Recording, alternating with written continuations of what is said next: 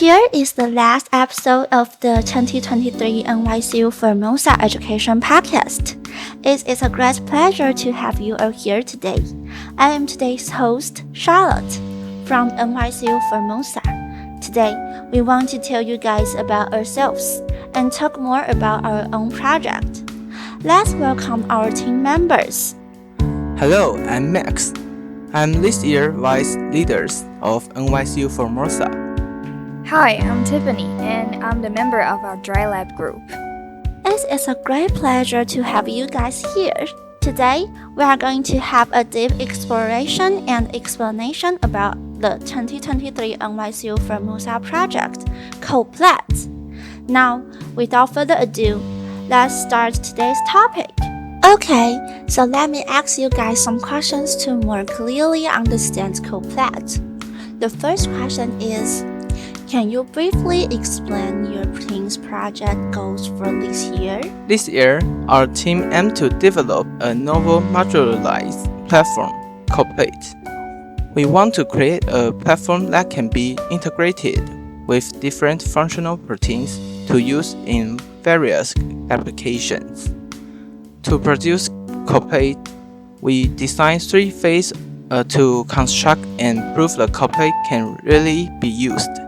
First, we utilize the property of CSJ.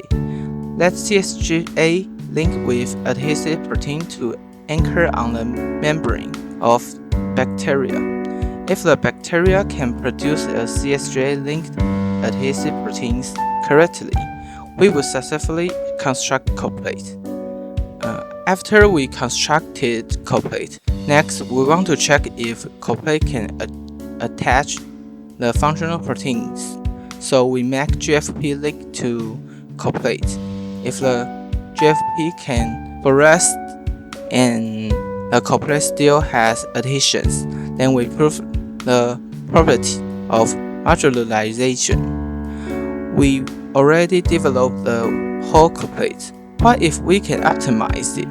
We came up with the idea to finding a potentially adhesive protein through Dry Lab's classifier to advanced CoPlay.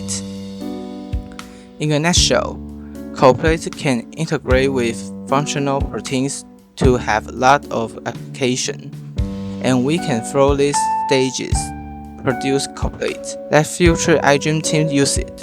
Okay, I like the name of your project. It sounds really cool. So how did your team come up with this project goal? Did you encounter any challenges and how did you overcome them? Our team members did a lot of effort in brainstorming, and we found out the interesting properties of CSGA, barnacle protein and muscle protein. We started to think about how we can utilize this property and combine those together. We searched for help and suggestion from professors. Do the brainstorming again and again so that we can come up with our project. So this time, we faced many obstacles, such as we could not find out the new idea because the previous iGEM team already have down, or we thought of a lot of ideas, but we could not combine this idea together, so that our thought would not be united together. We put a lot of hard work into breaking this obstacle. For example, we not only discuss with our constructors and team members, but we also communicate with a lot of professors. After that, we collected lots of opinions and converged. Those opinions can combine them with our ideas. Eventually and fortunately, we seek out our brand new project CoPlay. Oh, I think it must be a hard time. How did your team build up your project from a synthetic biology perspective? Our team searched for interchangeable genetic components in natural organisms, such as CSGA, various adhesive protein, functional proteins, and so on, and assemble them into an artificial system. Moreover, we put the sequences we assembled into E. coli, which act as a factory to produce the protein we wanted, thus forming an adhesive platform like CoPlate. When we deciding the assembled sequence, we added linker sequence between the gene of the deserted proteins, so that when the proteins are expressed, they can be linked by the linker, and the structure of CoPlay can be stably linked and maintained as a fixed structure. Okay, you mentioned that you guys want to assemble different proteins. Then why would your teams want to use the proteins from barnacles and muscle? Why would you want to link to CSGA? We first started using the adhesive protein of barnacle and muscles because we recognized many of them during our search. But one of the properties that attracted us to them was that they could be used in a wet environment and still have adhesive strength. That is a rare property. Have you ever experienced that when you try to stick a piece of type to the wet surface, it doesn't stick very well? And the same is true for adhesive proteins. So this property makes them stand out from many other types of adhesive protein. We hope to utilize their properties to make our products suitable for use in a wider range of environments. CSGA is a protein produced by E. coli itself and is often found in the biofilm of E. coli. What is biofilm? Biofilm is an extracellular polymer produced by microorganisms, which allow them to absorb to external surface and surround themselves, helping them to adapt to the natural environment for survival. With the property of CSGA, we can attach the protein we want to express behind CSGA and let CSGA carry it out of the cells together. In addition, CSGA itself will stack itself into a long strip, like a hair outside of E. coli, which can increase the attract area and reaction area between CoPlate and the outside environment. Thanks for your answer. What's more, your team wants to find potential adhesive proteins, right? What is your team's definition of potential?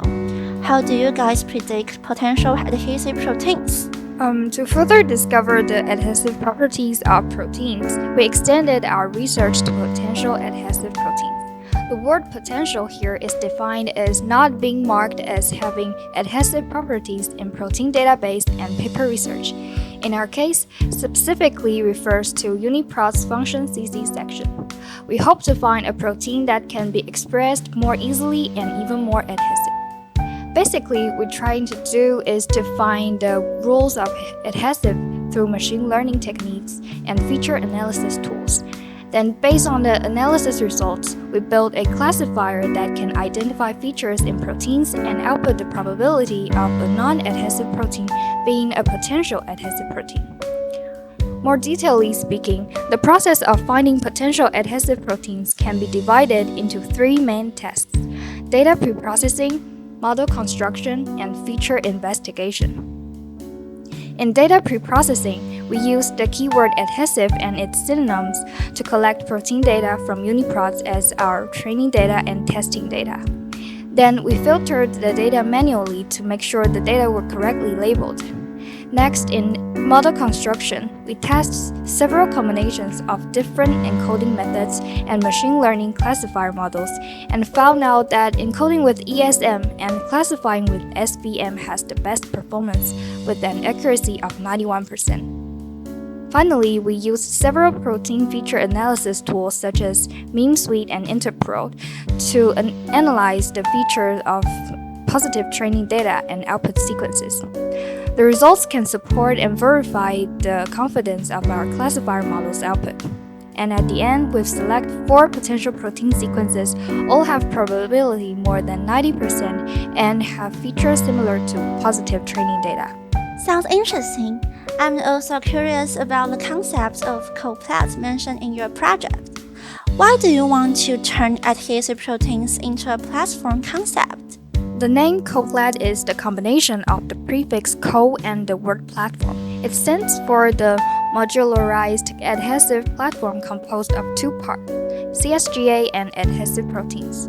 We utilize CSGA to anchor the adhesive proteins to the membrane surface of E. coli, and the biofilm structure of CSGA can also enhance the adhesive proteins effect, allowing us to build a more powerful adhesive structure.